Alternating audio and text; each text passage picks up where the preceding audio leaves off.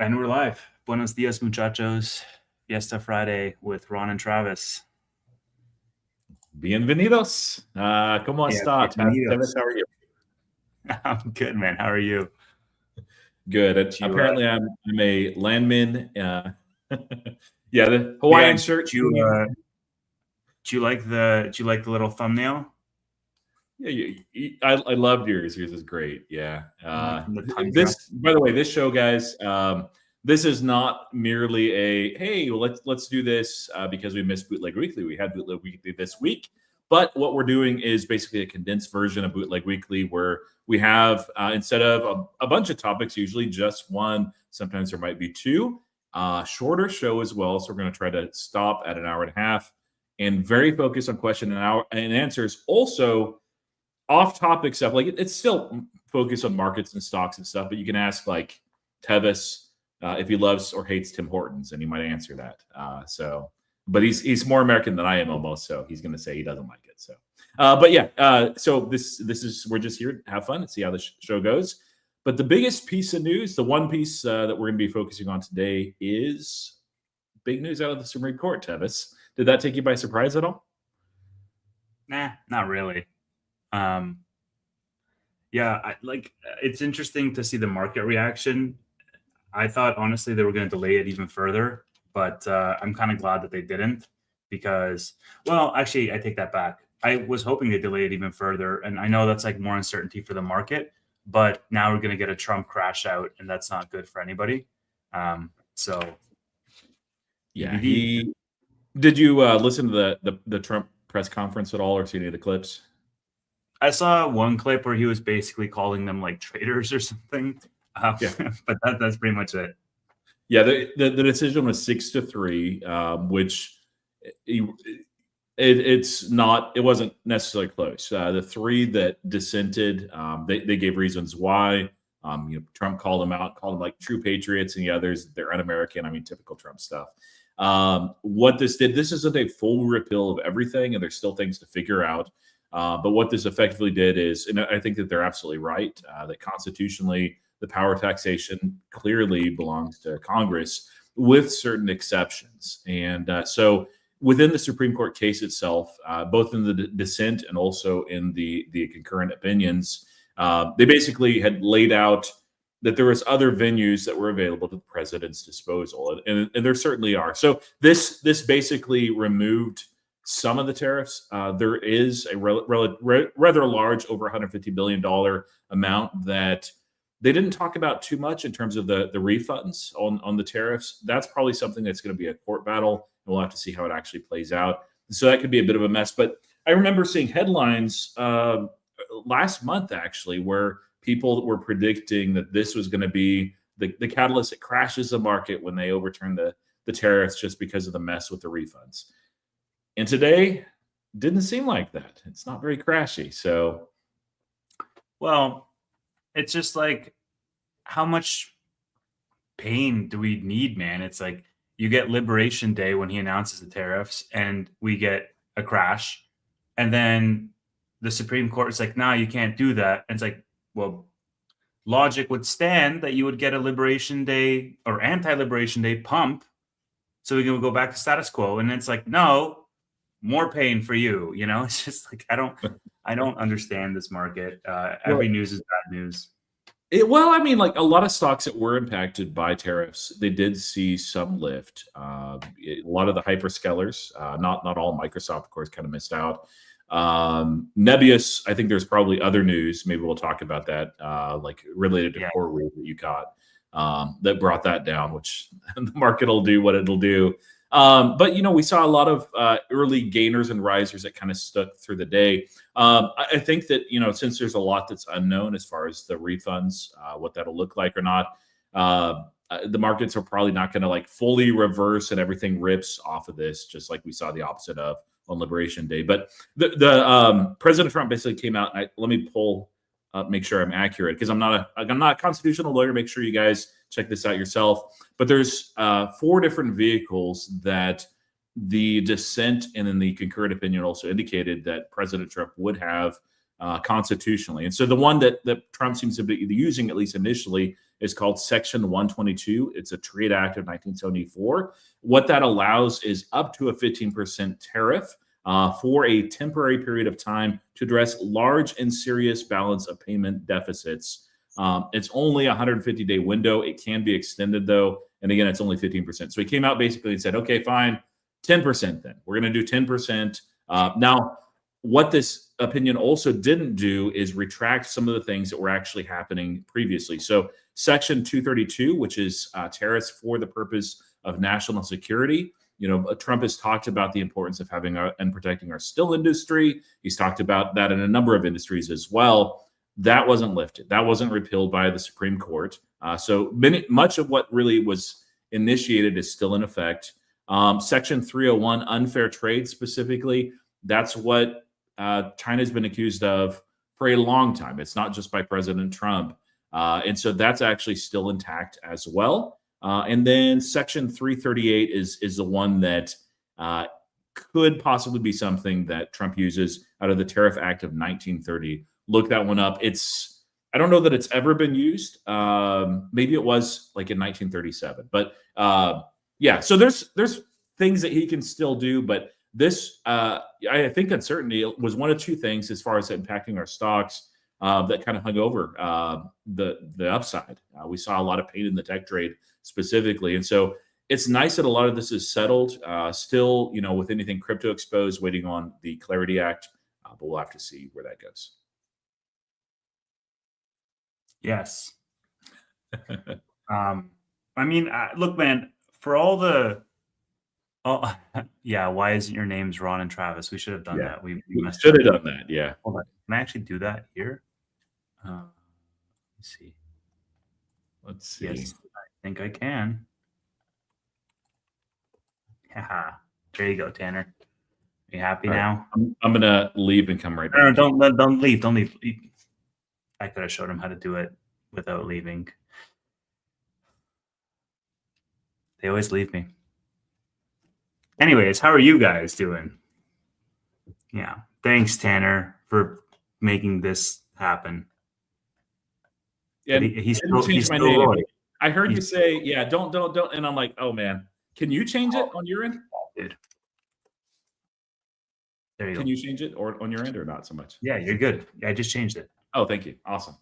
You didn't leave Crossroads? You have to change the shirt. I'll leave Crossroads too. Honestly, I'll change my shirt for tonight with the episode of Steve. We're going to do that at 9 p.m. Eastern time. And we are going to be talking about specifically the grocery bubble versus where the market is focused on the supposed AI bubble. So that'll be a fun discussion. A lot of Amazon and Walmart type of discussion I expect with Steve. So tune into that. But it will be a different shirt. This is actually a dangerous superpower that I just discovered. Being able to change other people's names. Oh yeah. Tanner better watch out. That's all I'm saying. I was gonna say you're gonna abuse that, aren't you? Yeah. As long as Tanner is hosting, I guess maybe he'll be okay. But if not, I don't know, man. I don't know. We'll see.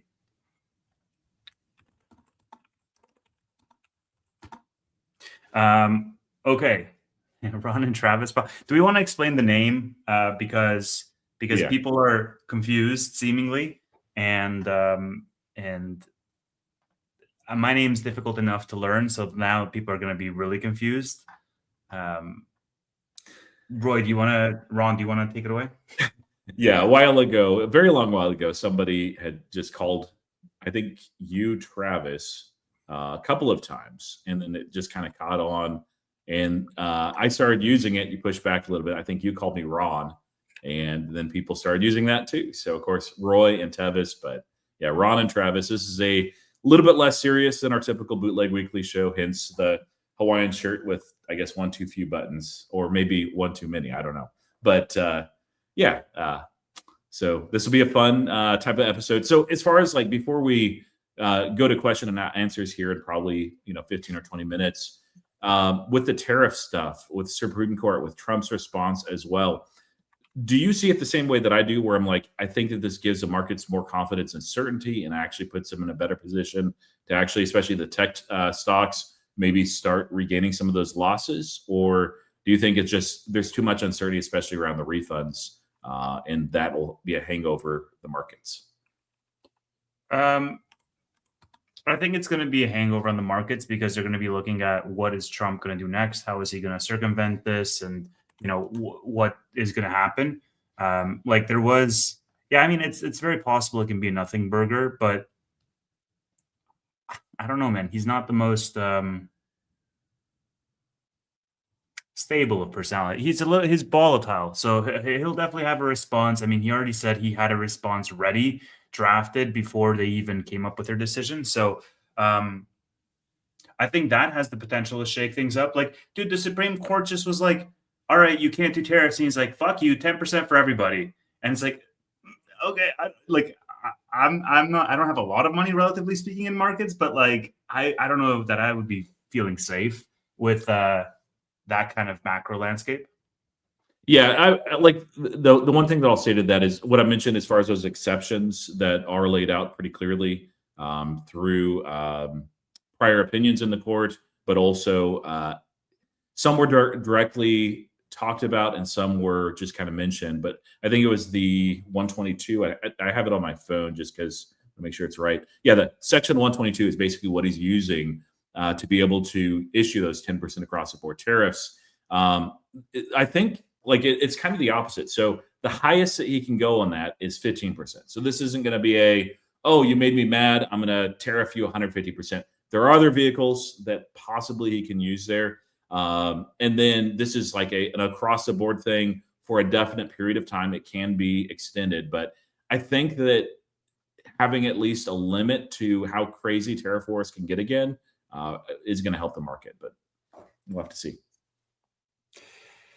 We will have to see. I see everything's like in the red in after hours, but who knows? Hey, Hims is up 1% in after hours. All right. So yeah, there's that. They have earnings on Monday, Roy. They just announced a big acquisition. So, dude, don't get me started. Like, hate on them all you want, and I'll be right there with you hating on them. But like, can we actually acknowledge when something is bullish that the market just blindly is, I don't know, man. It's just so incredibly emotional. And once you have been around the block in the market for a while, you start to see these patterns, and it's just like you are either the most beloved thing in the world and you can do no wrong until that sentiment changes, and then you can do no right. And they're a $3 billion company. They acquired a $1 billion company with a 450 million ARR, and stock doesn't move at all. It's just like, what is going on? Why would that move the stock? Yeah, it's a market has been in a shoot first and ask questions later mood. And it's really funny to see, like, we'll talk Lemonade probably on Tuesday. I'm not in Lemonade. You have been, you I am currently. Yeah, you are now.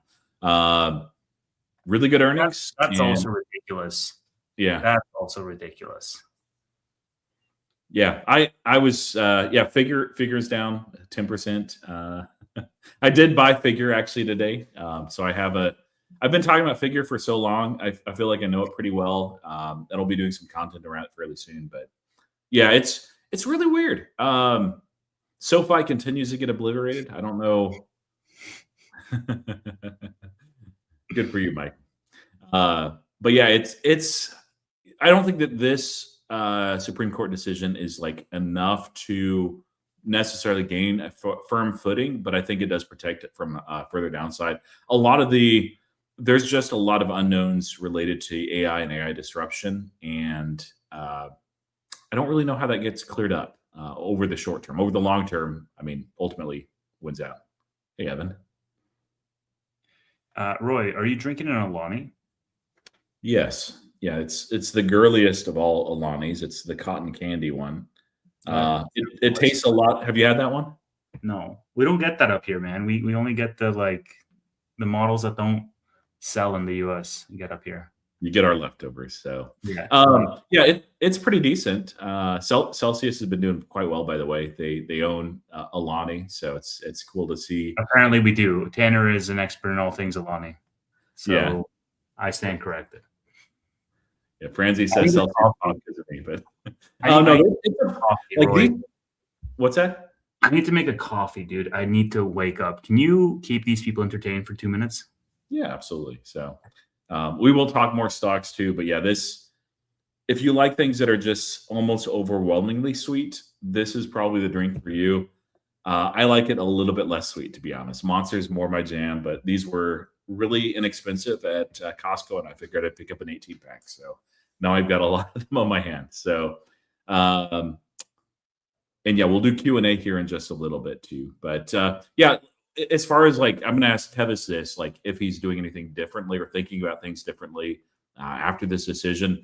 For me, not really. I'm kind of been positioned that way anyway. There was a swing trade that I thought about a while ago on Apple, even though I'm not an Apple shareholder, simply because you saw how the market treated Apple during the tariff woes and the impact that it would have on their business, whether they get refunds or not. Like the trade war going down some helps. The only thing is this was not a total reversal, rather, of the tariffs, that the ones up between the US and China are still in effect, essentially. So nothing's really changed too much in my mind. There are a lot of positions that I have that do benefit from this. It's one of the reasons why I think the stock market acted this way, that whether it's refunds are on the table or not, whether that's messy and chaotic, and it probably will be, or not, yeah, this is going to be something that over the long term, like having less risk of Trump just out of nowhere coming up with 100% tariffs again, that's a thing that the market really likes.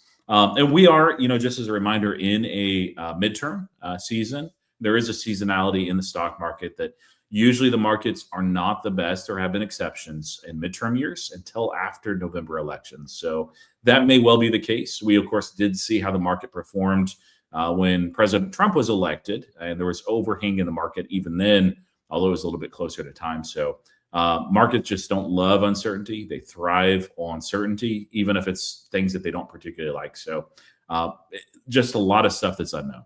All right, welcome back. Oh, how'd you like that? How'd you like trying to keep a coherent stream of thought going when you're just put on the spot? You don't like it when I leave you, right? Of course not. So you're like, sorry, I'll be right back. No, Roy, please. Yeah.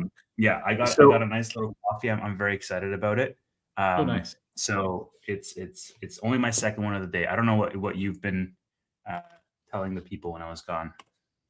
Yeah, I was telling them that for me, like nothing really changes in how I'm thinking or what I'm doing in light of the Supreme Court decision. I think it's probably helped the markets, but they need more than just that. So I'm curious if anything changed in your mind with any individual position with this decision, or with any moves that you're making, or is it just hey, this is nice, next? Yeah, mostly just desensitized, man. At this point, I just have been ping pong back and forth in this market at the whims of random people. And it's been over a year now, and I think we all have. And so I would honestly expect the market to be less volatile on random Trump Truth Social posts, but it still is pretty volatile on them. And I'm expecting we're going to get more. I just don't know which direction it's going to go and how seriously the market's going to take it. But yeah, there's nothing that I'm doing that's different from what my plan is of what I want to add and whatnot. Yeah. All right. I don't know, that's kind of a non-answer, but we already have 18 questions bookmarked, and this is a Q&A show. So let's get started. Are we going to get straight to the Q&A 19 minutes in? Yeah. I'm going to mark it. It's just so it's bookmarked, and yeah, let's jump in. Okay. Let's jump in. Guys, I cannot wait to show you guys what I'm vibe coding on the side. It is so much fun, and I need to make sure that doesn't like immediately crash when I post about it. But it's a lot of fun. And yes, Michelle, pinkies up always. It is very neat. All right. Yes, so even Roy said it's very neat. First question, very fitting. Are the bricks real? No, they are not real. You got to fake it until you make it, Tom. Why did Tevis look so sad in his thumbnail? Is it because he is Canadian? Yeah, and I'll just show you guys what the thumbnail in reference is. And Yes. so this is the thumbnail in reference. And the reason Tevis is so sad is, in fact, because he is Canadian. And I woke up this morning and it was like snow slash rain and fog, and it looked horrible. And it's my mom's birthday, so I called her, and she's like, "We're in Italy," and it was like sunny and beautiful. And I'm like, I hate every decision that led me here. So yes, that is what inspired the thumbnail. Oh yeah. Who the freak is Ron and Travis? I think we explained this. Yep. Trump had a tantrum, Roy? For most presidents, you would say yes. For Trump, this was pretty mild. So it is kind of interesting. Actually, I wanted to pull this up and I forgot about it. The White House's first mention. All right. So let me close a couple of these tabs here.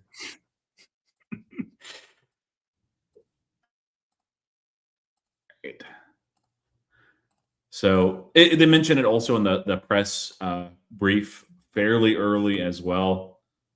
This is, I don't mind an administration that's very focused on markets. Like, that's good for us as investors. They might be a little bit too focused, but if you can throw this up, Travis. So this was basically a reply about the tariffs. And the first thing that they mention is, hey, things are great. Stock market, Dow Jones. And then 7,000 S&P 500, which I guess you can round to it, but yeah. Mm-hmm. Si, senor. Yeah, you guys can keep asking your questions. I don't know how we're going to have the stamina to do Q&A for an hour and a half, but... Well, it doesn't have to be an hour. We'll do it. Yeah. Hymns to the moon now, boys. What do you think about the upcoming earnings on Monday? It's going to depend a lot on guidance. Honestly, man, I think they're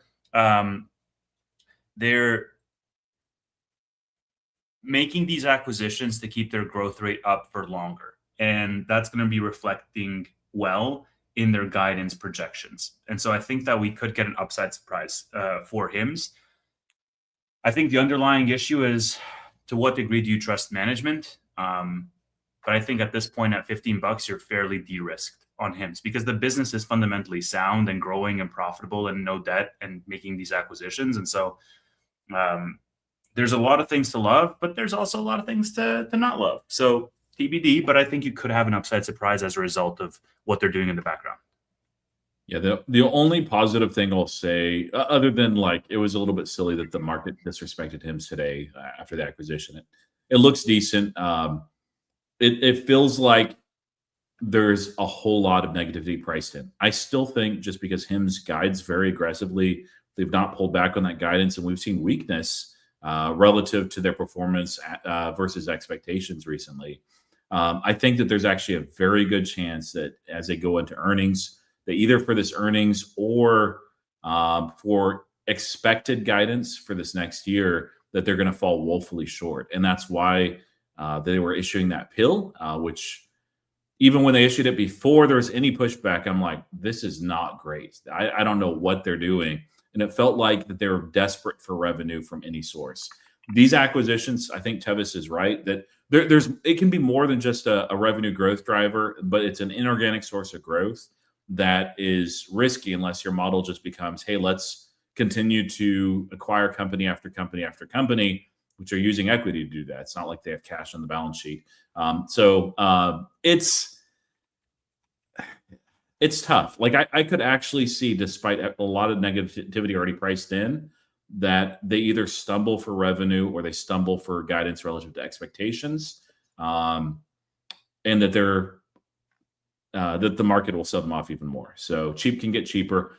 That said, like if the thesis is still intact for you, like it's probably an attractive long-term entry, even if short-term it doesn't make sense. But for myself, when I'm not sure on something, and right now I don't have a Hims position, I tend to wait for more information, even if it means like Hims is at 22 or 23 a share as a result of the pop. Like if there's information that comes out, it's like, okay, yeah, everything is actually really good and accelerating. These guys are a lot stronger than the market thought. I would rather pay a higher price with the extra information than just risk it for the biscuit.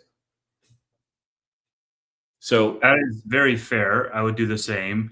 At the same time, I mean, Hims is the same price when we were buying it, and that was last year, and they've achieved a lot in the past 12 months since then, right? So I think, like, from a business to stock, like valuation and what you're getting, bang for your buck, let's say, ratio, I do think you're fairly like it's a good deal. Now, if it goes into the single digits, then it's like it'd have to be really bad news for me to not be buying down there because it's a really good deal. Um, unless you think the business's growth is going to meaningfully slow down, or you think that they're going to incur a lot of debt, or they're going to do all of these things that are going to deteriorate the actual business itself. But you know, TBD. Yeah, earnings is going to be very important. Why did Nike fall? Yeah, I mean, look, Nike should benefit from the no tariffs, right? it fell today? Man, that's weird. Right. Well, I mean, it's flat. So you down 0.32%. So I wouldn't say fell necessarily. Now you do see that there was a large pop early on. So I don't know. I don't track Nike that much. So, but you would think that they would benefit. Exactly. All news is bad news, baby. Let's get on it. Let's talk about the real news. What is the Oh, the puzzle. It's somewhere here. I don't know. I gave up on it. Gotta find it. I don't know if it's not on my desk anymore. It's somewhere. Probably like took it with me to like the living room or something. Is Nvidia at 200 yet, Matthew Johnson? No, I don't think it is. So stop asking about the puzzle. Thank you. Isn't Alberta trying to be the 51st state? Yes, they're signing, or they want to sign a referendum at some point this year. I think there's going to be a vote in the fall. So I'm not exactly caught up. I don't live in Alberta. I'm like a 6-hour flight away. But yeah, they're and honestly, good for them, man. For trying. I don't know Canadian law. Like, is that actually allowed or? Yeah, I think it's like 70% of the people have to vote for it, something like this. Yeah. Hold on, let me Gemini that for you real quick. Yeah, the United states cannot secede. That was settled in the 1860s with the Civil War. Texas can. Texas they actually can. That's that.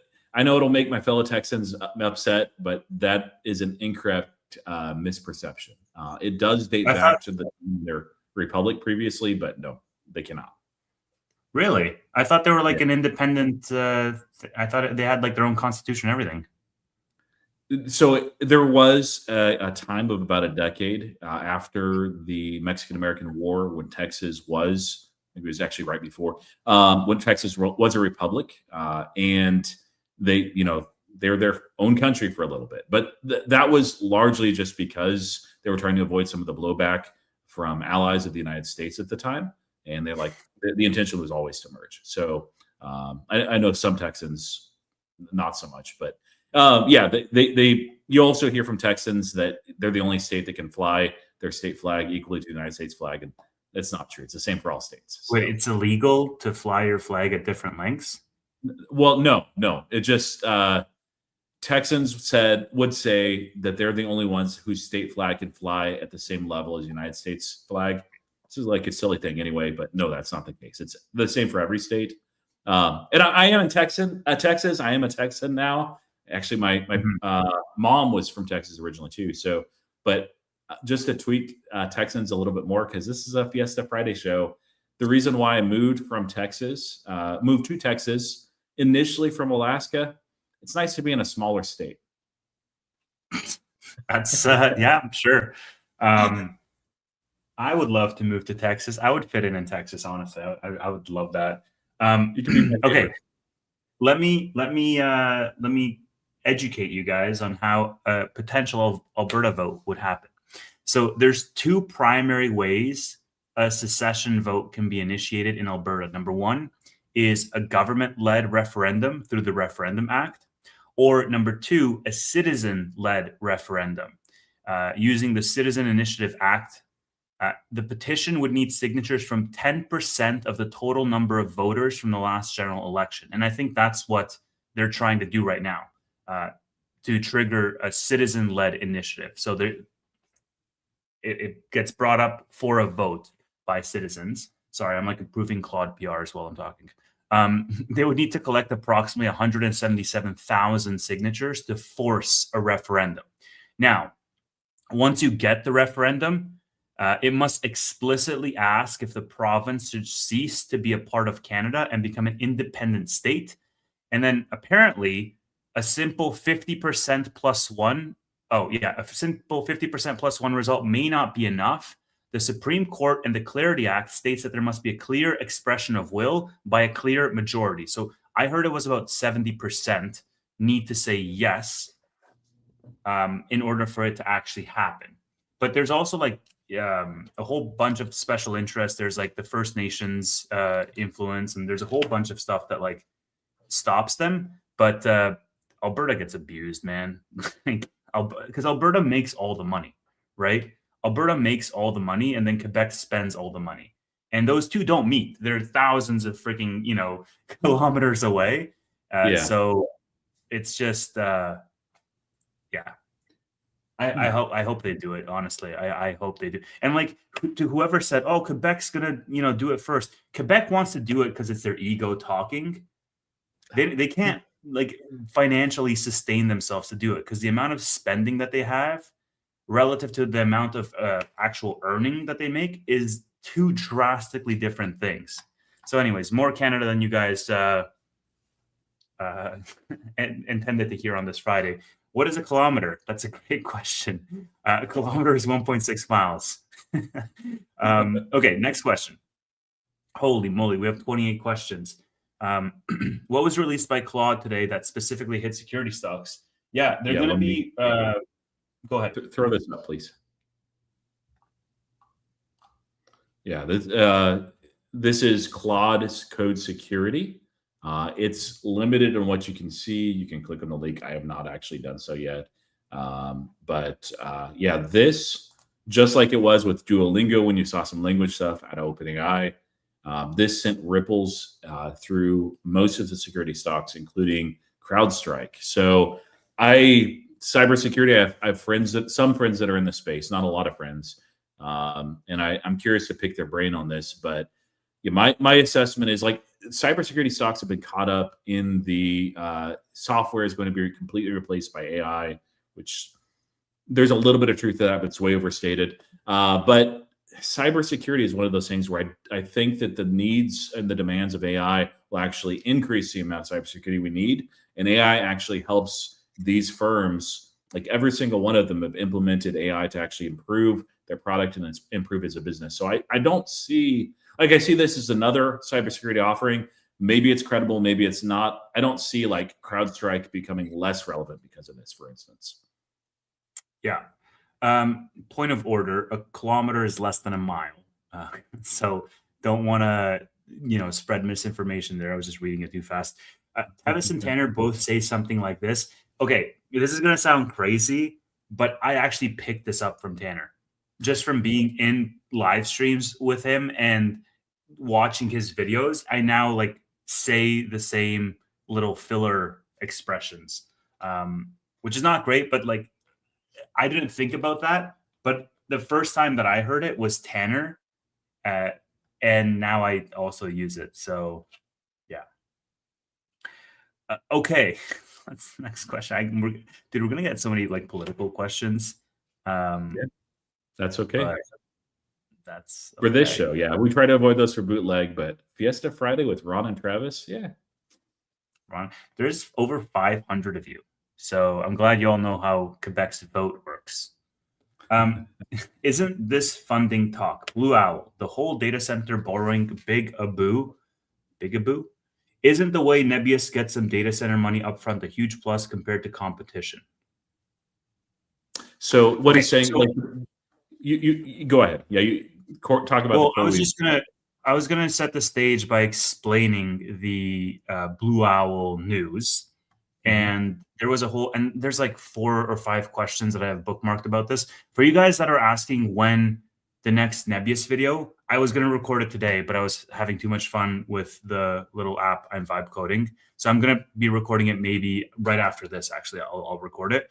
Um, so that answers that question. Now, with regards to the Nebius news, this was something that made my blood boil a little bit today because Nebius was down.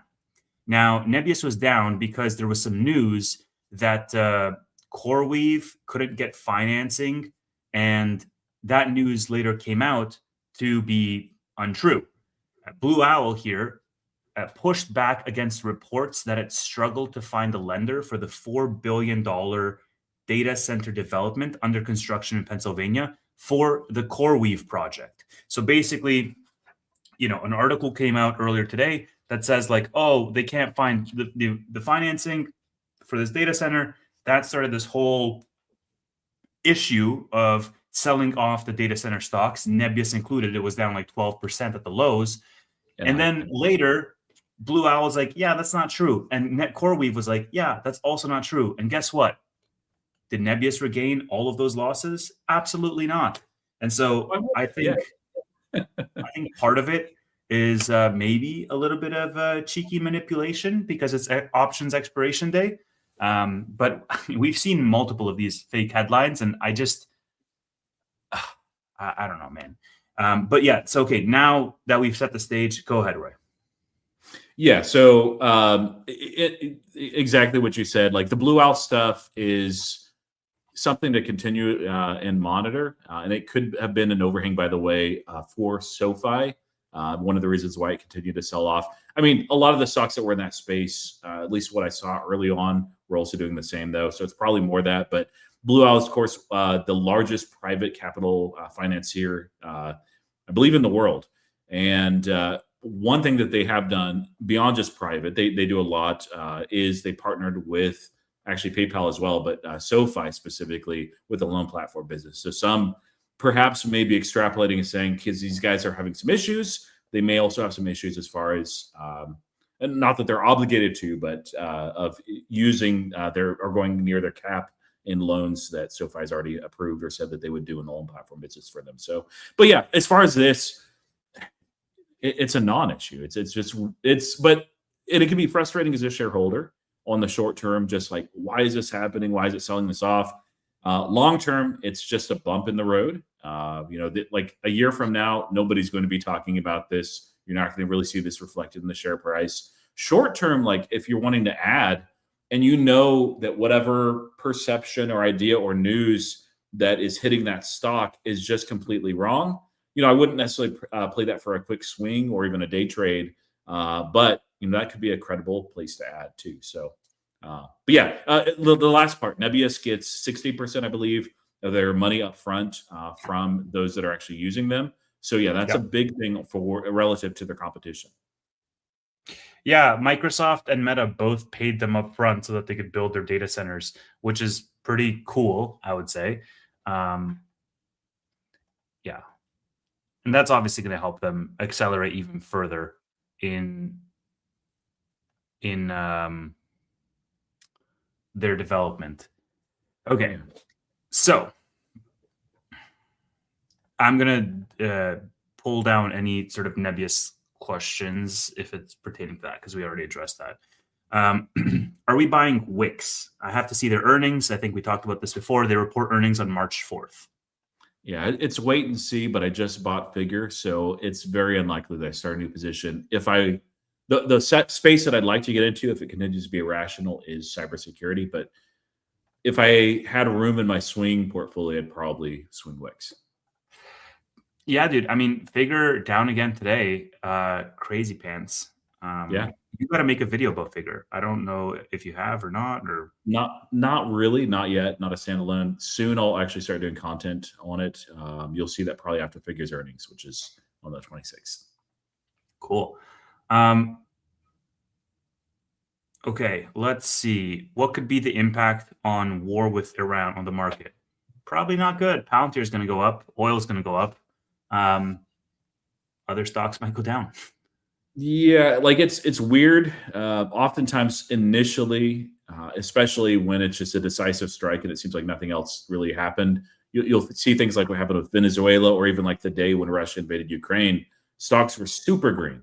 That tends to fade over time. It depends what exactly happens. Like if it's an actual declared war, which the United States has not declared war since the 1950s, I believe, the Korean War. Maybe it was World War II is the last one.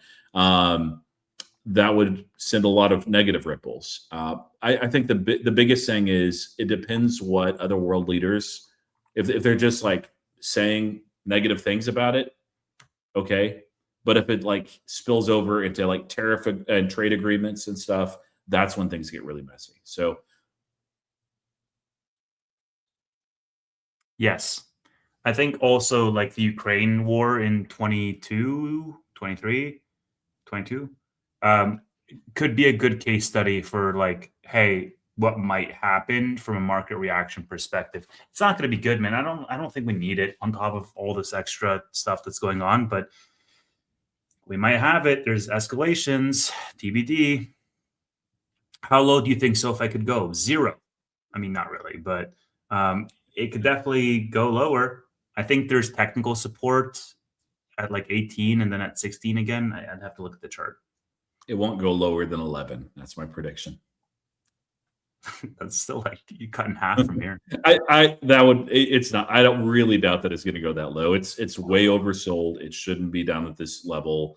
I've added to it, not this week, but twice in the last 4 or 5 weeks. Probably won't add to it anymore, just because it's my second largest position. At some point, you're like, okay, let me just let it play out.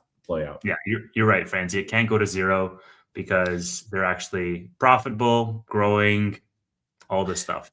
Yeah, they may end up the way that the market cap's going, missing out on the S&P 500 inclusion opportunity, but they'll get in there at some point. It just, yeah. Yeah, I mean, I think Noto is gonna be stepping in to buy some stock here in a couple of Oh, yeah. weeks. So It'll TBD.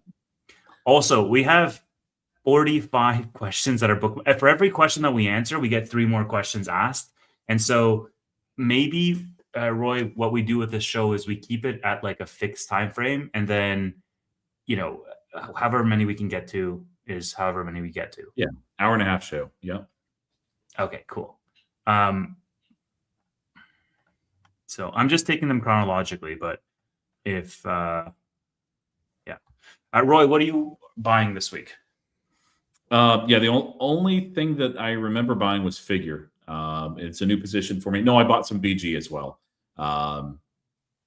No, actually, that was late last week. I bought a lot of stuff on Friday last week, including Nebius. But yeah, the only thing that I bought was Figure.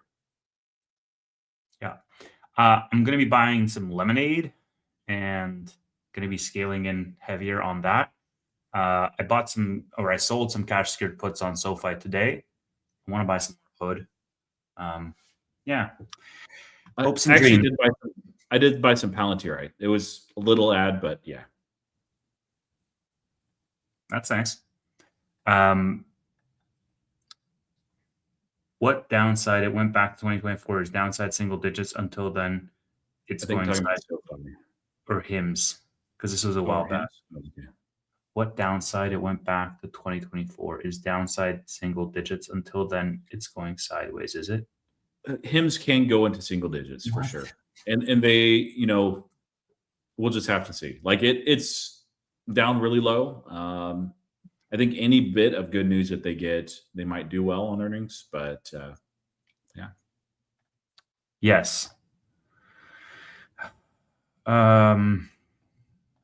What kind of coffee? It's Nespresso, and the machine is an espresso machine. So are we all excited for margin expansion? Okay, you guys gotta highlight which stock you're talking about, because by the time I get to your question, it's like 20 minutes after we talk about the topic. But yes is the answer. We are excited for whatever stock. has margin expansion. About SoFi. I think I bookmarked this. When will BMNR go up? When Ethereum goes up? Great question. Yeah. I know Ron is invested in Air. Are either of you in any other photonics stocks? The whole sector is going bonkers. What are your overall thoughts? This has Ron written all over it. Yeah. So silicon photonics are they went from like theoretical to kind of in research and development to actually existing now. But anytime that you get something new like this, we saw this with gallium nitride as well, and initially silicon carbide, the new substrate. It takes a little while before you actually see mainstream adoption of products. Now, silicon photonics, there are some use cases that it does far better in than the other mediums. And so, yeah, there's going to for sure be winners in the space. For me, myself, a lot of those names that you mentioned, other than two, I don't know what they are. So I would say I don't know really enough specifically on silicon photonics to make an educated opinion. But Air Test Systems, obviously, and also NVIDIA are my place there. But there's a lot of different ways to play that. So I would imagine that most of those stocks are pretty speculative right now. I missed the memory trade. Is TOTDF the play? I've never heard of that. Or did I miss this one too? Toto is selling ceramics for semiconductors. If you don't know, also look at the chart. Expensive toilets. What?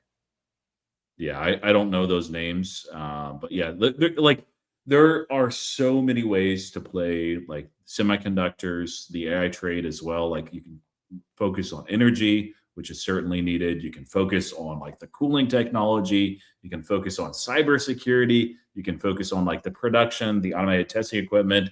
And so, yeah, it's just a question of like, I would say what you know the best and are able to keep an eye on and track closely. That may be the angle that will work well for you. So, and I wouldn't say that the memory trade is necessarily over. Like it's definitely overheated, but there's a reason why demand is so significant there, and it's really effectively a triopoly. So, yeah. Why is Nebius down? We explained that with regards to the CoreWeave news. Why weren't you? They're in another continent, dude. And I have to toil away here, hurting my little fingers on a keyboard all day to make money, numbers on a screen. QA, how do you guys feel about Monster? Yeah, Monster Energy Drink. It's one of the. It's up like an insane amount. Like if I had done what you said when I first started drinking Monsters, I'd be sitting on a nice tidy sum of money just from that. I don't really know. Like it's energy drinks feel a lot closer to a commodity. We've seen pricing wars. We've seen some pricing pressure as well. I have seen, because I consume energy drinks, quite a few of them, more than I should, a switch where they've actually raised prices for Monster. We'll have to see what that does with demand, but I'm not keeping an eye on the company itself. That's not a bad style of investing, though. Like that's one of the advantages that we have in retail, where our ear is close to the ground. You're actually seeing how people interact with whatever product. And I'm sure that they'll probably be very good. I just think that most of the easy gains have already been made on that stock. Who's all selling out of SoFi from 25 to 18? Institutions, retail, both. Yeah, there were some reports that JP Morgan or whatever was selling, but like you guys have to understand, like they work on behalf of clients. So it's not necessarily like a hedge fund or whatever selling their stake. It's more like they're a market maker. So I wouldn't read too much into it. There was also another insider purchase today, I think, with SoFi. I'm going to get this wrong, but the chief revenue officer. Well, hold on. I have a SoFi thing right here. Yeah, I was going to say, don't you have something? Yeah, there was another dude that bought it in the company. I'm sure somebody in the chat will know, but I think that's more signal than institutions, like any institutions selling SoFi. Actually, let me just search my little tool. Maybe I can show you guys this. Hold on, let me increase Yeah, this. we had the Schopenhauer previously. That's not the one that you're referring to. That was 5,000 shares. And there was a other derivative acquisition move made by Robert Levitt, general counsel. So that Yeah. might be what you're referring to, or Yeah, maybe I can share this. I don't want to. Yeah, so there's some insider buys here, and yeah, the Robert Levitt or whatever, and Eric Schopenhauer. Mhm. There's also like if you look from a super investor perspective, there's like a lot of accumulation for SoFi over the past couple of quarters. So that's also positive. Um, yeah, I wouldn't really look too heavily into it. Yeah. Is Claude going to scare cybersecurity stocks next? Yes, it seems that way. Yeah. Could be an opportunity. Um, outside outside of work, YouTube, and the market, what are your guys' hobbies? Is there something you want to pick up? You want to go first, or Yeah, I think a lot of you guys know, but I'm working on a dissertation for my PhD. I actually scheduled the defense date now, so it's next month, early next month, so on the 12th. So a lot to do between now and then, but yeah, of course I have a family too, so I love playing board games with them. I haven't done this in a few years, but I love gardening. We're just right now where we live. There's not an opportunity for it, but and play the ukulele. And I enjoy cooking. Long walks on the beach too. No, just kidding. cool? I like reading. I do that Oh, recreationally every now and again. Um, what else I do? I like doing tech things, like building this site and playing around with. There's a bunch of like AI questions. So sports. sports, yeah, sports and sports gambling, going out with people, being social. I still do that, even not through a screen. So yeah, I should have mentioned reading too. I love reading. I read like 60 to 70 books a year. So, but that's wild. I don't do that many, but yeah, that's I'm including books on audio. I count them. I read physical books too, but I have a long commute, so a lot of my consumption is on that commute. traveling. That's a big one. I got to figure out where I want to go, and I'm definitely going to go somewhere in the next couple of weeks, probably for 2 to 4 weeks. I'm thinking somewhere in South America, but I could be convinced for Portugal as well. Mm, I I'm not. hear Iran is really nice this time of year. Yeah, I don't. I'm not. I'm good. I'm good. I think that's a long flight for me. Lots of turbulence, so maybe not that one. But yeah, ain't no Latinas in Iran. Let me tell you that. All right. Are you just vibe coding on Claude or using a service like Cursor Base 44? Good question. I'm just doing it on Claude. You gave up on the puzzle. What about my NVIDIA shares? I'll get back to it, saying I promise. Question when yeah, so Nebius video, probably recording it right after this if I'm not too exhausted, but if I am, then I'll record it at some point over this weekend. But either way, within the next 6 to 36 hours, you will have another Nebius video. I promise you that. Nebius fell on fake CoreWeave news. Yep, sure did. How much are you guys paying per month for AI tools? Yeah, just $20. It's a Chat GPT subscription. I'll probably start paying for Gemini relatively soon. I'm using more Gemini these days, but my wife loves Chat GPT still. Yeah, I'm paying like $300 a month, honestly. But because like I'm using like the Ultra plan, but this thing has written like 20,000 lines of code for me in like the last 3 days. It's insane. So like my goal is to eventually get it to a place where I can earn from the things that I make with Claude Code. I can earn out the amount that it takes me to. I'm paying essentially Claude Code. So that's like my hurdle rate. Like I'm going to release a product, and it might just be like, I might have like a paid tier and a free tier, or I might just be like, hey, buy me a coffee if you guys like it. And my goal is just can I clear 200 to $300 a month, and that way I can sort of buy another month to work on other cool shit. And that's how I'm treating it. But even if nothing worked out, then I think this is really cool, and I want to keep exploring it. And I think it's gonna, because I work in tech, so it's gonna set me ahead quite a bit in my own career, um, if I can be ahead of the curve as opposed to behind it.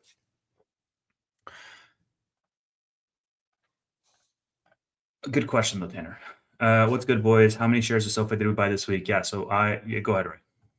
I didn't buy any this week. I did add about 25 or 30% to my position. It's in the swing bucket just because I have my own self-imposed rules. But yeah, I was glad to add a good chunk. Now it's down from where I added. And I'm going to let you answer that question in the next two. I will be right back. Thanks, buddy. So I bought, well, first of all, I got put like 3,500 shares of SoFi like 2 weeks ago. And I said, that's not enough pain for me. And so I wrote 5 more cash secured puts. So technically I didn't buy any shares this week, but hopefully I'm the proud owner of 500 more SoFi shares at $20 in a few weeks if they do in fact stay under $20. If they don't, then I get, I don't know, like $900 or something for my troubles. So yeah.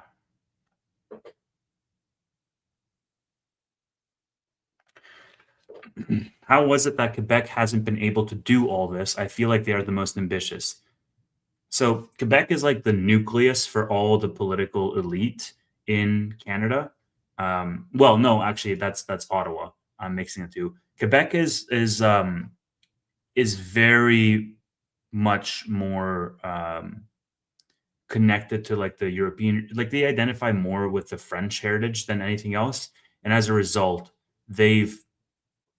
it's weird. Like you'll go visit Quebec, and the majority of people will like speak French equally to English, and the streets will be in like English and French, and the rest of Canada, like if you go to Alberta, you pick out 10 people out of the street, I guarantee you 9 of them don't know a lick of French, and it's like our official second language. And so you gotta it's a little bit different. Quebec has tried to separate before. They got really close the last time, but they haven't succeeded. This is correct. I can't remember when the last time was, but they got really close. I think they've tried 2 times before, but I could be wrong. But yeah. But will the Canadian government care if they vote to leave? Yeah, they will care because all their income comes from Alberta. And so if their top moneymaker decides to leave, guess what happens to the country's deficit? Guess what happens to the inflation rate and all these other domino effects, the jobs, because you just have a super high percentage of people in the public sectors. I think it's like 1 in 4 people or something like this, that are in some public sector role, and that's funded by taxes. And taxes, it's very disproportionate in terms of the actual province level financials for these provinces, and so they all really need Quebec. If Quebec if they need Alberta, if Alberta leaves, then Ottawa is screwed.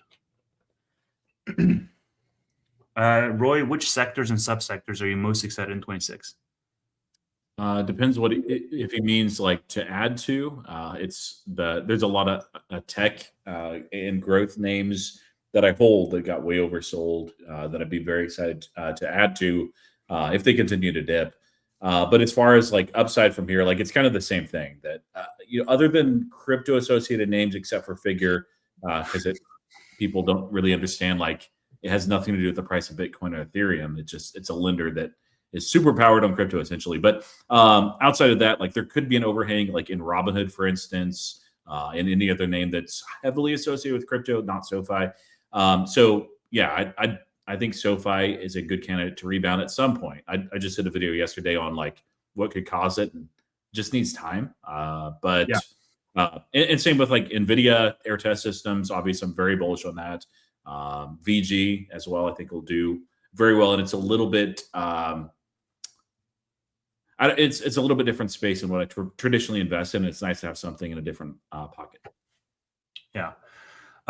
Just reading some comments here. Yeah, Alberta pays more in federal taxes than Quebec, not because their rates are higher, but because average incomes and corporate profits in Alberta are greater, and the federal tax rates are the same across Canada. And Parzival here is asking, so Canada basically finances all its social policies off the backbone province. Doesn't sound fair. That's exactly why Alberta's trying to leave, because Quebec gets more money than Alberta from Alberta. Okay, so next question. Do you guys agree with the tariff ruling? Is this more ammo for Democrats to impeach Trump? That's all you, Roy. Ron. Yeah, I think constitutionally it's pretty clear that the power of the purse, power taxation, is in the hands of Congress. And we have limits on every single branch of our government for a reason. So, yeah. Is it ammo for them to impeach? I mean, they tried and did successfully in the House twice. This seems like it's a lot less of a deal. They're going to try, obviously, but I don't think it's going to lead to anything. I hope not. I think that would be not great for our country. So, yeah. Let's see if there's any other questions. I want to bookmark here.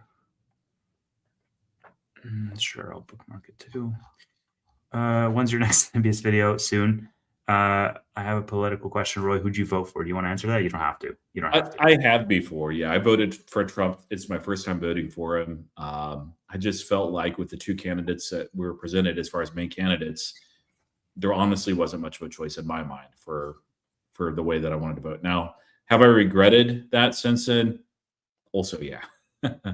He's done. Yeah, I mean, like, I still think out of the two, I prefer him, but the way that he's handled a number of things, I disagree with. So it's tough. I mean, like, honestly, when you're voting, unless you're doing it very locally, there's going to be things that you don't like, that you can't stand. So really the question is, do you just not vote? Do you throw away your vote, or do you vote and hold your nose? And I've done all three. So. Yeah, absolutely. Price target on air? Yeah, I put out there $75 for the end of the year, which I know seems crazy. But yeah, look what the CEO had talked about. Look at my posts on what they're predicting as far as bookings, which will lead to revenue. Look at the multiples where Teradyne, for instance, TER trades at, the revenue acceleration that they've had as well. Plus, I think that there's more on the way. So I see some other air questions as well. There's one on like, am I just going to wait and hold out for my price target? That's my price target for the end of the year. So I think there's further upside for air. More has to be done. We need to see some more wins. But I will take gains along the way. I've been telling Tevis, like, we're now one. Travis, yeah. We're now one more day like today away from Air Test Systems becoming my largest position, which you look at the market cap, it's like $1 billion. A company like Palantir, I didn't mind that at all, and I wouldn't mind that at this point. Air Test Systems, I think, a great company, great opportunity, a lot of upside, but I have to be disciplined in taking some gains along the way because it is a microcap. These things are going to be very volatile up and downside. So, yeah.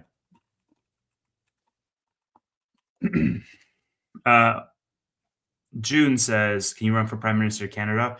I don't know technically if I could run. I'm sure I could run. Do I want to run? I don't think I'm nearly corrupt enough. So probably not. Geopolitical, Iran, we already covered that. Travis, Ron is tied down and married. I'm not going to answer that. Thank you for asking, though. Can you explain the CoreWeave issue? We answered that. Can we get a video of your vibe coding on Claude? No. It's just me asking it questions and telling it. I think a lot of the work that I'm doing right now. So initially on Claude, it was me hitting APIs directly. and then that gets expensive or you time out, and it definitely is not the right way you want to do it for a user facing. And so the extent of my work has been setting up the table schemas for databases so that I can hit the like I can set up a cron job to cache on a regular basis, and then I can have Claude query the database before going to the API directly. So that's the main architecture difference that I've sort of worked on in the last couple of days.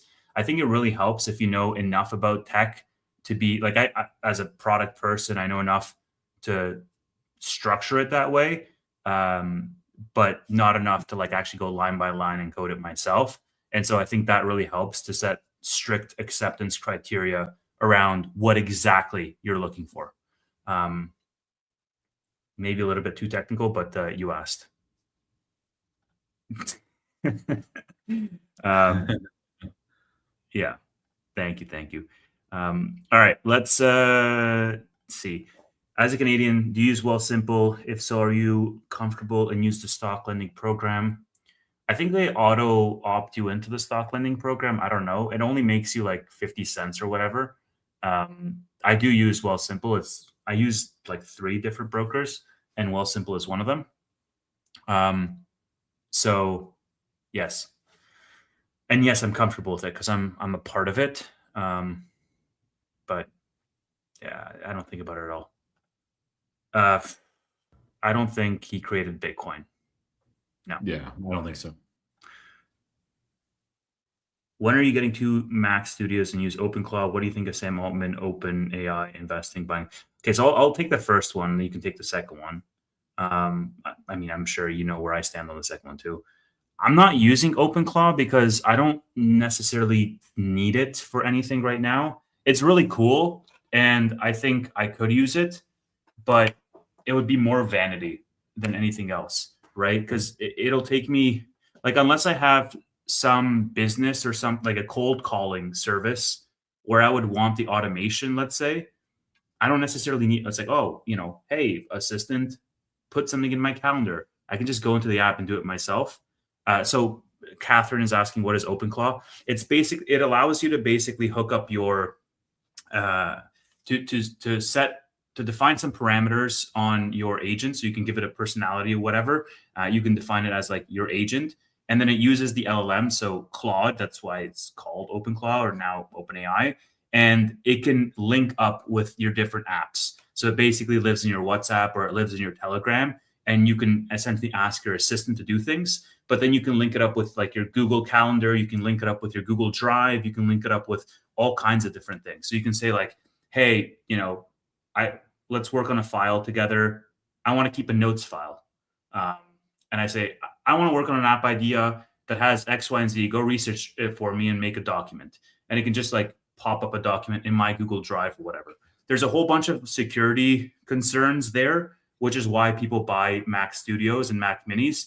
It's entirely so that they can isolate the hardware and they can have their own Apple ID, their own Google ID, so on and so forth. So we're not sharing IDs because somebody can essentially insert a command to be like, hey, delete all of Tevis's shit. And it can just go and just delete everything. So there's a lot of security concerns there, but the functionality is cool because it moves away from this prompt-based Q&A to a very agentic oriented search. And Manus is actually doing this now as well.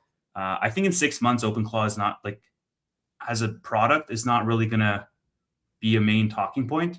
But as a technology, as an unlock, I think everybody's going to have adapted that agentic layer of linking everything together and having a central nucleus that you can query. And it's a fundamentally different way of interacting with applications. And I think that's really cool. Sorry, tangent. Go ahead, Ron.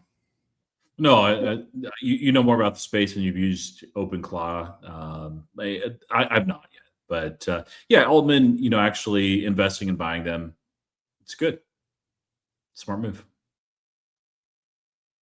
Yeah, it was definitely a very smart move.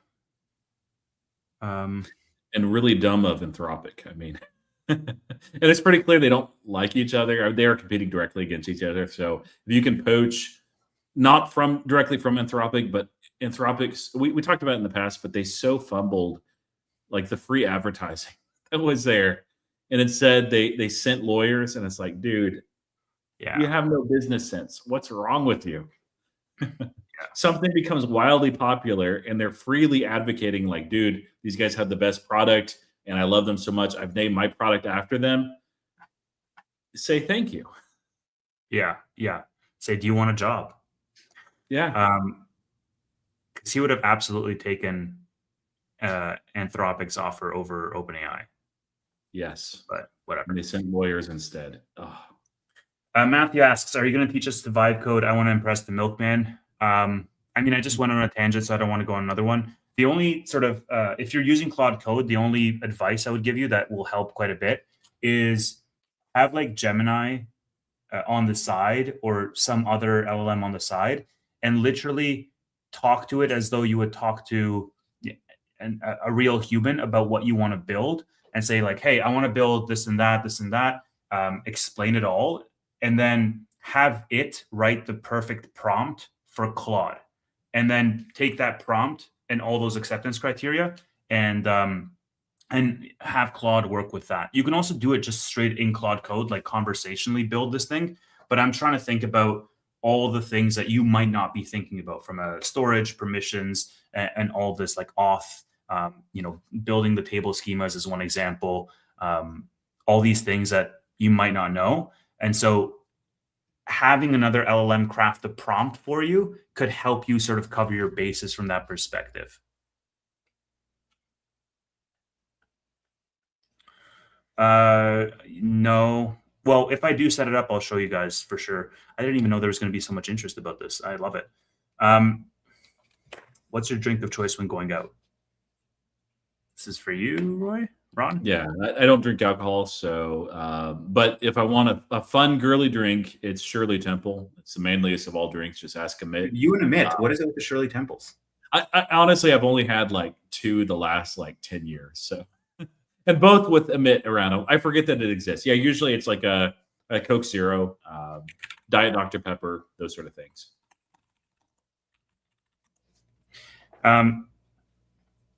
I think drinking, I like sours, which I don't think is a thing. Like sour beers, I don't think that's a thing in the States. I don't drink, so I don't know. I like espresso martinis. That's great. If I want to, like, if I'm feeling sleepy when I go out.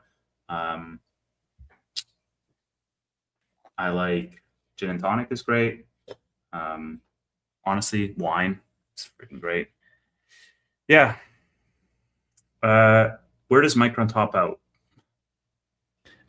It has further upside for sure. There's actually an overhang. You wouldn't know it by the share price, but the price earnings forward is like 12 or something like that. And they're growing ridiculously. The PEG ratio is insane. So, like, if you believe it and you believe the AI trade will continue, I think there's further upside. I don't know, like, how much upside. I think, like, the easiest of easy gains is over, but I think it's kind of like NVIDIA, where they're positioned in that space. They're going to do very well. And yeah, they're not really expensive at all. You're right. Would you keep buying SoFi under 20? Yes. Yeah, the problem is there's like so many opportunities at such a large size. Probably my next buy is if SoFi continues to sell off irrationally, just buy some leaps. I still have some $10 options, which have been melting, but I would like to have some further out. So that might be my opportunity.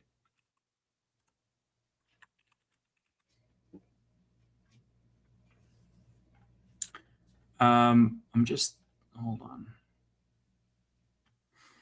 No more questions, Tevis. We got 18 minutes. It's stuck at 45. It's insane. Either you guys selling CCs on BMNR at these levels? No. Can we get some macro Roy in the house? This market's so confusing. The high beta names are selling like ponchos on a rainy day, but the indices are still near all-time highs. Thoughts? Real quick. Yeah, that's going to be something we talk about at 9 o'clock. So stay tuned, 9 o'clock Eastern time with Steve. And we're talking about the grocery bubble. But in essence, it's a flight to value, which may not actually be so valuable, but we'll hit that one there. All right, 9 p.m. Roy, are you going to hold air till your price target hits, or as long as the air thesis is positive? Yeah, I answered that earlier, but since it's a microcap, I have to take some gains along the way. I've not yet.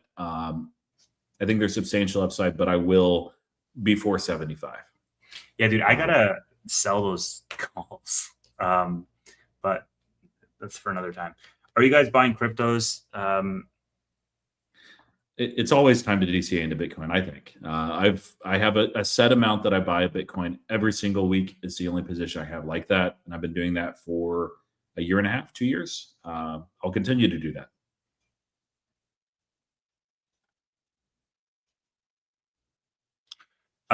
Okay.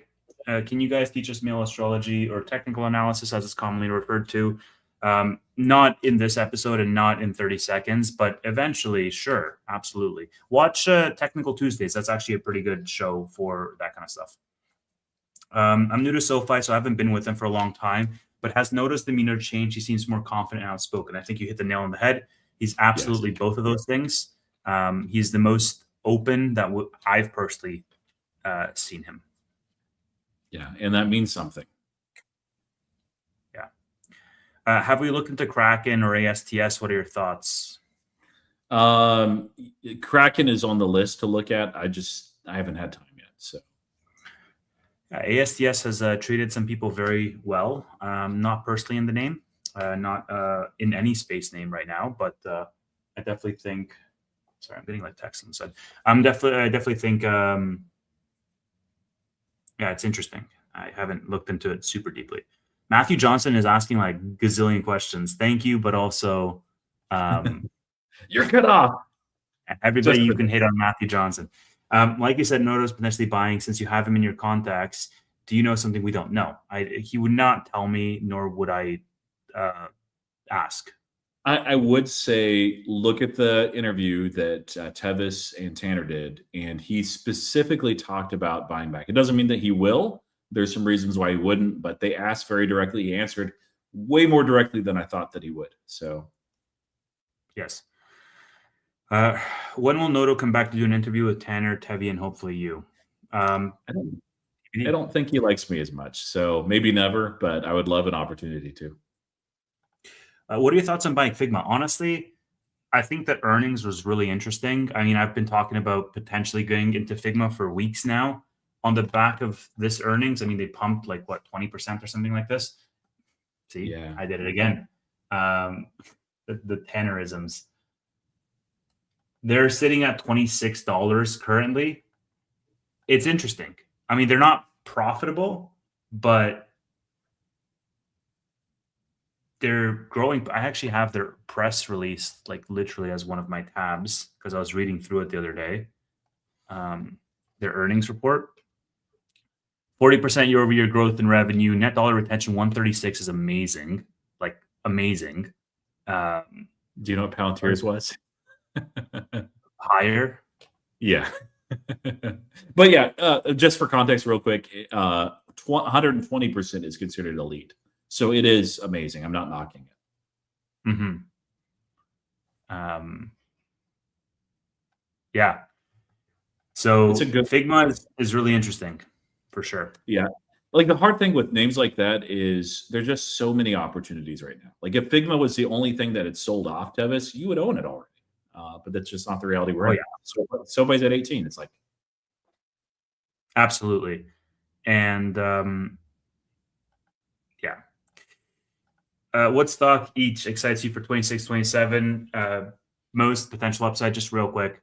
I think for me, one of them is honestly Lemonade. They reported some great earnings, like terrific earnings, and guidance was strong as well. And they sold off, and they're down again another 7% today. They're at $57, which is, I think they just broke below their 200-day moving average.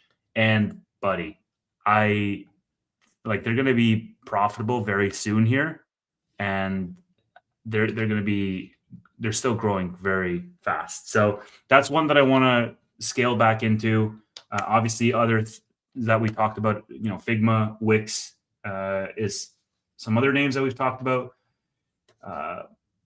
Yeah, I don't know. Yeah, Airtest for me, and also SoFi, I think are screaming opportunities here. For sure. Except for NVIDIA, who are the other major beneficiaries of Mag 7 CapEx? Broadcom is definitely one of them. TSMC. Yeah. ASML. Yeah. Oracle. I never really. It's. I think it's okay. I think that the market really doesn't like the way that they're doing capex, and out of like all the companies that are doing massive capex, I think they're the only ones that are actually putting themselves at risk if it doesn't work out. The others will be just fine. You guys ever think about investing in private markets? Yes, all the time. Mhm. Are you interested in psychedelic stocks? Not really. No.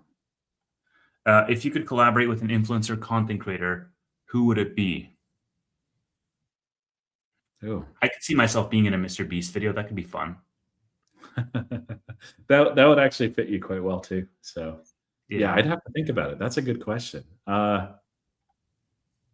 there's some historian podcast guys that I would. It has nothing to do with investing, but I'd love that sometime. So Yeah. Catherine says anyone but yeah.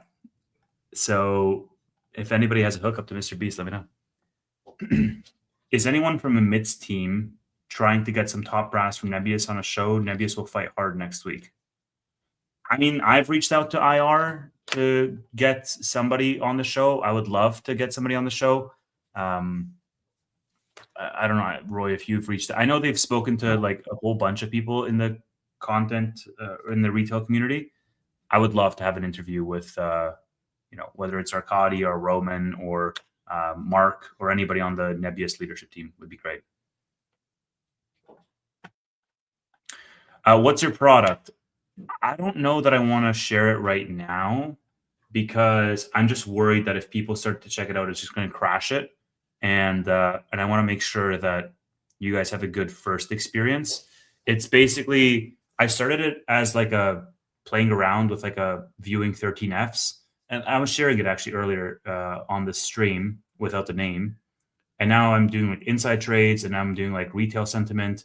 I want to add a whole bunch of stuff. I added like Glassdoor, I added LinkedIn, I added um, all these different indicators. So yeah, TBD. I'll share it eventually within the next couple of days, probably whenever I feel it's at that it's good enough to be shared out. And so yeah, stay tuned. Maybe by bootleg or maybe by next episode, I'll walk you guys through it. But yeah, what are you doing it with? What? What are you doing it with? Are you getting your money back after spending 300? Oh, on yeah, I don't know. Like it's pretty cheap to start your own web app. Like I bought the domain and that was 20 bucks. Um, and I do Supabase for the database, and I'm still on the free tier. I don't know how much traffic I'm going to get afterwards, but it's pretty cheap, relatively speaking, like under 100 bucks a month. And then I'm using Railway for all the deployments, and that's pretty cheap. I'm on the free plan. It's like $5 a month. Um, and then I'll probably be using Stripe for payment collection. And then Claude Code is the main expense, which is like the developer essentially. But for 300 bucks a month, it's like not expensive at all, guys. Because it's developing the entire thing. When are you going to code a trading bot? That's really difficult because you got to get the algorithm just right. It's a fun project potentially. Actually, I have an idea of something that I want to code, but I don't want to really say it publicly just yet because I want to actually have some time to sit with it and think it through. But I think it'd be cool. Do any of your coworkers know you do YouTube? If so, have they asked for your advice a lot, Roy? Yes, they know. No, they haven't asked. So we've talked a little bit. I generally try to keep it very separate. There's some coworkers that know, and the ones that do definitely ask. But I don't go around, sharing that, especially because I'm in a fairly serious role in a fairly serious industry, and I'm kind of a goofball on these streams, and I don't really filter what I say. So I don't think it'd be good for my, professional brand to go and share. So I'm very happy with sort of keeping them separate. Tommy Jerry says, "How do you juggle YouTube and day jobs? I'm struggling with just one. I work in finance." Yeah, it's tough. I sometimes I drop a ball because I feel like I have too many up in the air right now. But the nature of what I do, it can be very demanding. There's times when I have no time at all, but a lot of times there's some flexibility there, which allows me to do YouTube. And plus, I've got lives, of course, with Tevis, and outside of that, I just do videos when I have time. Oftentimes, like I'm recording them at like 11 o'clock at night or something for release the next day. So, um, Yeah, I think there's I don't know, man. I've been doing this for like 5 years now and making content in addition to having jobs, but at the same time, like for years and years and years, I worked multiple jobs. Like I was one of the guys in like the overemployed Reddit. If you guys know, you know. But basically, it's people that just like work 2 jobs, 3 jobs, and now I just do it through um, like contract roles and whatnot. And so it's you sort of get used to it. It helps to have a schedule, like bootleg at 6 p.m. on Tuesdays, this show 6 p.m. Fridays, the show with Steve at 9 p.m. Fridays. Like those are staples, and I try to stack like batch work. So like if I have a live stream at 6 p.m. on Tuesday, I'll try to work like not schedule anything for afterwards, and I'll try to like work on a video on Tuesday night. And so I know that if I have a video coming up on Tuesday night, I need to prep on Monday for that. And so you sort of get these little productivity, tricks or tactics to balance it in, but you just get used to it. What are you reading now? Fiction, Roy? I'm reading some nonfiction as well, but the fiction book that I'm listening to with my daughter is Mistborn by Brandon Sanderson. The first book, um, I can't remember what it's called, but I've read them before. But it's her first read. We're doing that on a long commute that we have. So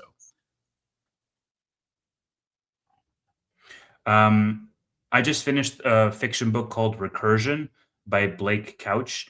Fantastic book. He was actually the author of Dark Matter, which was turned into an Apple TV series, and that's how I discovered him. It explores themes of like time travel, parallel universes, and it's sci-fi. Highly recommend that book. Captivated the crap out of me. So Blake Couch is the name, and the book is called Recursion. hmm. Uruguay safest country in South America. Yeah, so I'm thinking Argentina and Uruguay as a little combo. I'll keep you guys posted as to where I end up. Can I speak French? No. When SoFi gets to 75, I'll pay off my house. Is there a price you guys would sell before 2030? Yeah, for sure. I don't know what that price is. And I plan to take all the leaps or a lot of the leaps as profits anyway. Shares, it would have to get pretty silly for me to part with some or be like a really ridiculous weight. Or I see a screaming opportunity to take money from elsewhere, which that might end up being the case of what I have to do with Figure is trim some from pretty much every position just to build it out. We'll have to see. Roy, do you think Noto will ever run for public office or accept a government position from a future president? I think he could. I don't know what his personal ambitions are, but I think he'd be very good. Elizabeth asked, do you think Mark Carney actually cares about Alberta breaking away? Honestly, he's like the most non-Canadian elected prime minister. He's like British, lives in the US, his companies are in the US. So I don't necessarily think he cares. I think he would care if it affects Brookfield's stock price, but other than that, I don't really think it's going to be a big thing that he personally like stays up at night worrying about. But that's just me. Ron, what's your price target on VG? I don't actually have one. I'm too new in that space to really establish one, but I'm excited by the upside. Yeah. What was the last book you read? I mean, we just did it. So do you want to do it again or no? No, that's fine. Tevis, do you feel like Kevin from Home Alone because your parents left you and went on vacation? My parents live in a different continent. So they're permanently on vacation and they've worked very hard for that and they have a difficulty to detach. And I I want them to live, that life. I think we have different goals. I got to focus on my career, and they got to focus on having fun, which is absolutely what you should want for your parents. Thoughts on Wix? We covered it. After March 4th, all bets are off. Have you guys talked cybersecurity? Yes, we covered it. And are you going to buy the SpaceX IPO when they come public? Probably will try to. It's usually better to wait, 3, 6, 9 months after an IPO. Like Figure might actually be more attractive in about 2 weeks, just because there's a lot of reasons. This is Q&A. We'll be quick. But yeah, I'd love to own some. We are actually at the 1 hour and 30-minute mark. 10 more minutes? No more Q&A? You're going to spoil them, but sure, yeah, 10 more minutes is fine. I got a meeting at 7, so I got up to 20 more minutes. Hard cut off. Is an OpenClaw the thing that went viral? Now it has its own Bitcoin. Okay, so the Bitcoin is probably a scam, and yes, it went viral. So fun fact, Catherine, OpenClaw was started by Peter Steinberger, and it was actually like, from a run rate perspective, it was the first solopreneur billion-dollar business, and he did it all from starting it to selling to OpenAI in 84 days. So from 0 to $1 billion in essentially under a business quarter, which is absolutely inspiring, incredible, and baffling. And I think there's going to be I think this is going to be the age of solopreneurs. Single people powered by agents and powered by, tools like Claude Code and others to own the end-to-end experience, from lead generation to marketing to coding and design and product development, all the way to like logistics and shipping and everything that's included from one person. And I think Peter Steinberger's story is going to be really inspiring to a lot of people. And we're going to get at least one more Peter Steinberger before the year is done. I guarantee you. Okay. If AI is super deflationary, like everyone thinks it's going to be, causing mass layoffs, how will corporate profits persist on? Who will be consuming? Well, the idea here is that things will be cheaper because they're cheaper to make. Like the input costs are lower, therefore the output costs should be lower. In reality, I don't know that that's going to play out, but yeah. And I think the speed of the deflation is overstated by a lot of people. Robotics is really what I think will cause the mass layoffs, not AI. Yeah. Sorry, just meant to bookmark those. Or wait, I'm not bookmarking anymore, I don't think. I have memory with the free tier, but I think he's talking about ChatGPT, I think he was asking. Yeah. I mean, here. For ChatGPT, what's the main difference between free and paid? I use the free tier, and I have memory on the free tier, but maybe it's better on paid. Better output. You have the newest model. It's faster. You have access to more memory. There's a couple other things too, but yeah, it's $20. So my wife uses it every day. I use it like 3 or 4 times a week. So yeah, so you do have like a larger context window. One of the big benefits is like it's smarter in terms of the responses that it gives. If you're feeling like, oh, this is losing the plot at some point, don't be afraid to have your ChatGPT or whatever, put everything that you guys have talked about so far, keep a log of every decision that has been made and every discussion back and forth into like a separate document, or write a summary document. And then when you start a new chat, you can be like, hey, here's a summary from the last chat. Let's continue from there, so that it doesn't like run out of memory essentially and lose context about what you're talking about. So that's a little hack that you can try. NVIDIA usually runs up into earnings. Does it pop? It hasn't. Does it pop after earnings? I mean, it probably will, but I think it'll likely get sold off. It's kind of tough because it's already, in my opinion, cheap. It's already, like Jensen has said everything he's going to say. Like he'll reiterate some things. There'll be some new news too. He kind of teased some chips that we've never seen, which I'm excited to see what that looks like. But I think there's just overhang with this AI fatigue, anti-AI wave that's really hitting things. They're in the crux of that. So even if they post ridiculous revenue, and he talks about it in the most bullish way ever, like probably it's just going to be range bound for a little while. I'd love to be wrong. Thoughts on Iron? Yeah, I mean, we both hold Nebius, and we've talked about why Nebius over Iron for us personally, but I think the space is going to do well in general. Yeah. Favorite board games, Roy? I love the Euro games. If you guys are familiar with that, recently we bought Everdell for Christmas. Really good family game. If you have some older kids that have played some Euro games in the past, doing a lot of Dominion as well with my daughter. All right, I was going to say chess and Catan, but you go ahead with your fancy Catan's one. good too. Well, Catan's like an entry into the Euro game thing, and I have played probably like 1,000 Catan games. Cities and Knights, best expansion. So. Have I tried Anti-Gravity? I haven't had a chance to play with it too much. There's so many things going around, man. Like I feel like I'm falling behind because there's new things every single day. It's crazy. How many shares or so if I hold an average? I'll give you the average. I won't give you the amount of shares.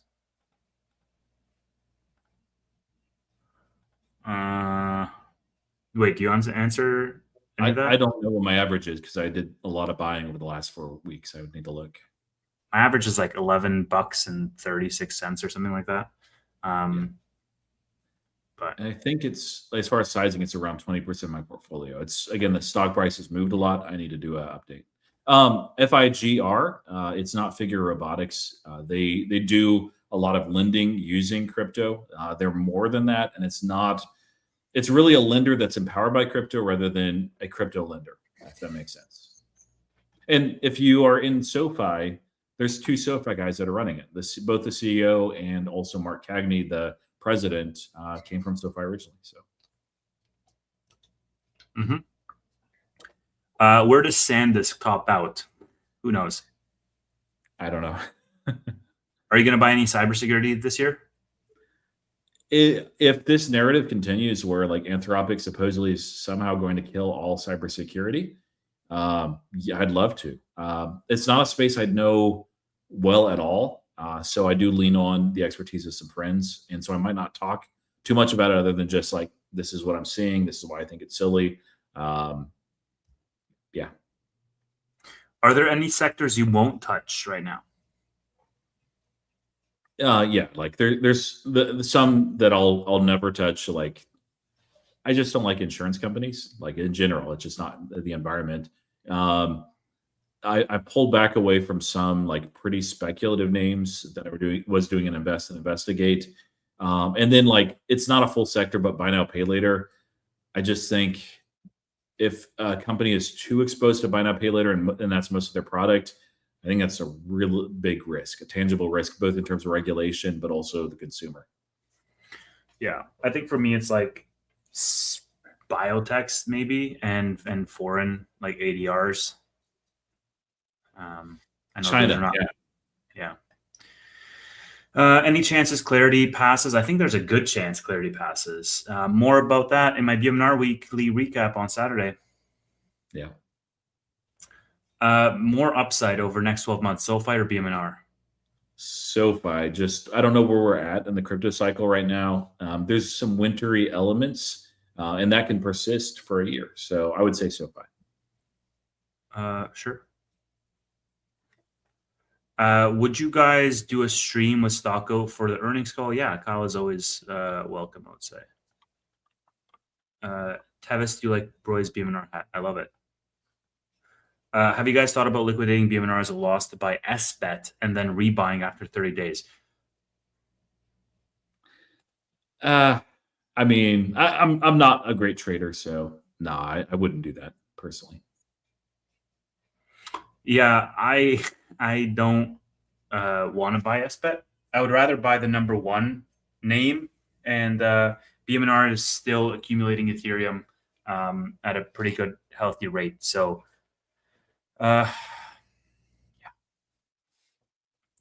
so no. Blake, how many full FSD cars need to be operating before Tesla really takes off?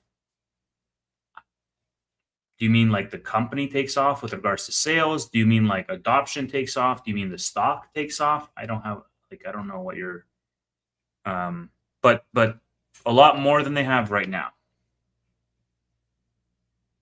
Sorry, I don't know, Roy, but I can't be more help there.